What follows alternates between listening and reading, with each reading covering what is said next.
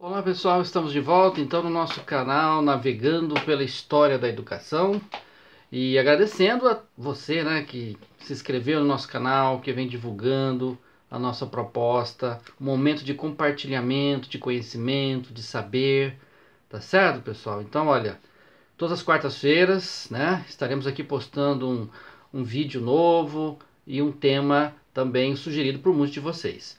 E hoje, atendendo algumas sugestões, eu estarei abordando sobre fonte primária em História da Educação.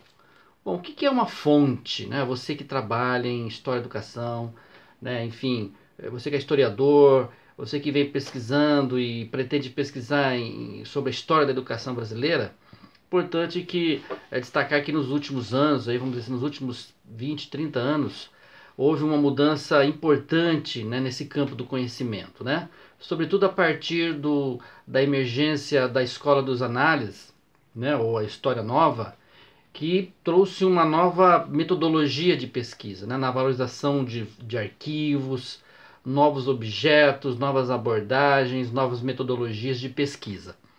E eu diria que nesse sentido trouxe uma contribuição importante, aqui nós podemos dizer como uma corrida aos arquivos, sobretudo a partir da década de 90 no Brasil, esse movimento, de revalorização do documento, essa revalorização dos centros de documentação, dos centros de memória, a busca das fontes documentais. Então, o nosso tema de hoje, fonte. O que é uma fonte de pesquisa?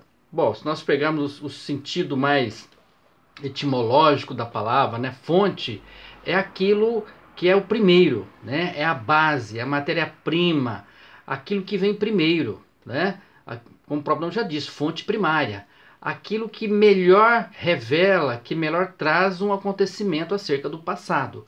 No nosso caso aqui, história da educação. Portanto, o que seria então essa fonte? Assim, aquele é o início, aquilo que vai me dizer melhor sobre os acontecimentos do passado. Por exemplo, na minha pesquisa, no doutorado, eu estudei a Igreja Positivista no Brasil. Afinal, eu parti de uma pergunta. Como foi a ação, como foi a presença dos positivistas no Brasil republicano, logo ali no início, já no finalzinho do século XIX, na passagem para o século XX, como foi a presença? Bom, veja, eu tinha um problema aí, ou seja, qual a proposta de educação que eles tinham? Afinal, eles tinham essa proposta? E como era essa proposta, Bom, olha aí, então, diante disso eu tive que tomar algumas ações, de pesquisa. Onde estão os documentos? Onde estão as fontes primárias, acerca do tema? Bom, aí eu precisei de primeiro identificar onde estão os arquivos, onde é que eles se localizam? Estão no Paraná? Estão em São Paulo? Estão em outra capital? Bom, no caso, os principais documentos, dos positivistas, no caso meu tema, eu localizei eles na Biblioteca Nacional, no Rio de Janeiro. Mais propriamente, eu precisei de ir aonde? Na Igreja Positivista do Brasil. E aonde que ela está localizada? A chamada matriz, da Igreja Positivista no Brasil, no Rio de Janeiro, na rua Benjamin Constant, que aliás é o nome dos seus principais líderes, e articuladores do positivismo no Brasil. Mas aí o positivismo depois nós vamos tratar num outro encontro, aqui no nosso canal. Então veja, eu precisei de o quê? Levantar esses documentos. E eu trouxe aqui para vocês então assim as chamadas fontes primárias, olha aqui, um exemplo, olha, olha aqui, o Apostolato Positivista no Brasil. Esses aqui são folhetos que foram produzidos, pelos positivistas no final do século XIX, já a partir de 1850, 1860, em que eles, vamos dizer assim, têm uma atuação mais importante, no Brasil. Então eu precisei de levantar o quê? As minhas fontes primárias. O que é primeiro? Ou seja, eu fui direto, ou seja, quais os principais documentos que revelaram a presença, onde estão registrados os pensamentos, dos positivistas. O que eles pensam sobre o Brasil? O que eles pensavam sobre a educação? Qual que era a plataforma de educação dos positivistas? Então eu precisei de aonde? No arquivo lá na Igreja Positivista. Não só lá, né? Eu precisei de ir na Biblioteca Nacional do Rio de Janeiro, no Arquivo Nacional. Então veja aí a tarefa que o historiador de educação ele precisa estar atento. E as suas fontes principais, né? Ou seja, primeiro eu fui localizar aquilo que é primeiro, aquilo que me dizia, que melhor dizia sobre o que eles pensavam, né? Depois eu parti o quê? Para as fontes secundárias. Quem são as fontes secundárias? São os comentadores, né? No caso, por exemplo, vários historiadores do Brasil, Ivan Lins é um deles, né? Eu até sugiro para vocês a história do positivismo no Brasil, é um clássico para quem quer entender como é que se deu o positivismo no Brasil. E depois eu também vou, no final, aqui na descrição, né? Eu vou deixar registrado para vocês, quem quiser ter acesso e aprofundar o tema, eu deixaria ali. Então veja, então o que é portanto, uma fonte primária, né? Nós podemos classificá-las também nesses tipos. Quais são os tipos de fontes primárias? As fontes escritas, as fontes iconográficas e as fontes orais. Bem, as fontes escritas, nós podemos classificá-las como sendo jornais, a legislação, enfim, aquilo que é impresso, né? Uma carta, por exemplo, os manuscritos de época, né? Por exemplo, eu localizei na minha pesquisa, por exemplo, alguns escritos do Benjamin Constant. Ele escrevia para a família, para sua esposa, sobre o Brasil, sobre o que ele pensava, né? Na Guerra do Paraguai, por exemplo, foi muito comum isso, né? Era uma forma, um meio de comunicação, né? As cartas escritas, então são os manuscritos. Então é um exemplo de fonte primária. No caso, a fonte escrita. Um outro tipo, as fontes iconográficas. Quais são essas fontes iconográficas principais, né? Que tiveram, assim, que podemos caracterizá-las, né? São o que? As esculturas, as fotografias, os relatórios, né? No caso, especialmente, relatórios classificaria mais como fonte impressa, mas nesse caso estamos falando do que? Das imagens. Aquilo que revela, né? Por exemplo, vamos falar sobre as pinturas, podemos dizer sobre as pinturas, sobre, né, as esculturas, enfim, aquilo que expressa, né, um sentido de imagem, de visualização. Um outro tipo de fonte são as fontes orais. Que seriam essas fontes orais? São os relatos, os depoimentos, as entrevistas, as histórias de vida. Enfim, a partir disso que vai me revelar aquele acontecimento. Bom, o ideal, eu diria assim, uma boa pesquisa, né, um resultado qualitativo de uma boa pesquisa, ela vai se dar no momento em que há um cruzamento entre esses três tipos de fontes. Bom, nem sempre isso é possível, vai depender muito do objeto de pesquisa que você vai desenvolver. O mais comum, eu diria que foi o tempo em que a pesquisa oral ela era mais praticada, né? Eu diria que recomenda-se, né, o uso de diferentes tipos de fontes, né? As fontes escritas, principalmente, as impressas continuam sendo importantes, e as fontes, no caso, principalmente as fontes iconográficas, tá certo? Então, essa sugestão. Veja importante um outro aspecto, né? Identificar os arquivos. Quais são os meus principais arquivos em que eu preciso ir à busca dessas fontes primárias, né?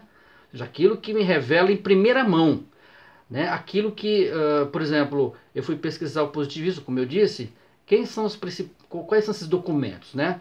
Aqueles folhetos que eu mostrei para vocês. Eu tenho que fazer o quê? Uma outra fonte primária para mim? Os escritos do Benjamin Constant, que ele produziu muita literatura sobre isso, né? Muitos escritos.